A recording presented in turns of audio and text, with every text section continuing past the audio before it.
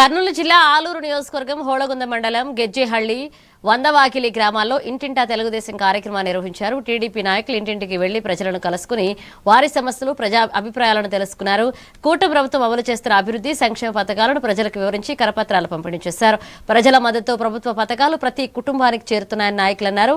కార్యక్రమంలో పలువురు టీడీపీ నాయకులు, కార్యకర్తలు పాల్గొన్నారు.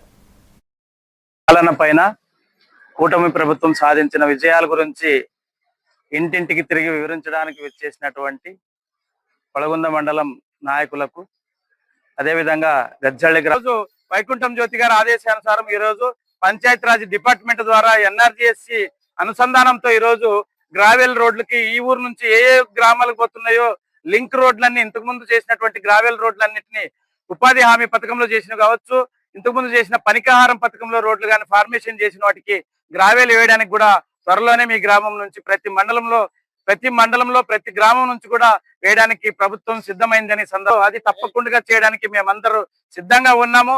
అదేవిధంగా వైకుంఠం జ్యోతి ఆధ్వర్యంలో ఈ రోజు తెలుగుదేశం పార్టీ అంటే ఒకటి, అది చంద్రబాబు నాయుడు వర్గం మాత్రమే ఉంటుంది తాలూకాలో.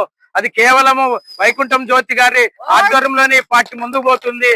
ఎవరు ఎన్ని ఆలోచన చేసినా కేవలము ఒకే వర్గం చేయడానికి వాళ్ళందరూ కృషిగా ఉన్నారు. తెలుగుదేశం పార్టీలో ఎలాంటి వర్గాలు విభజనలు లేవు, ఏ మండలం కూడా ఎలాంటి వర్గాలు విభజనలు లేవు.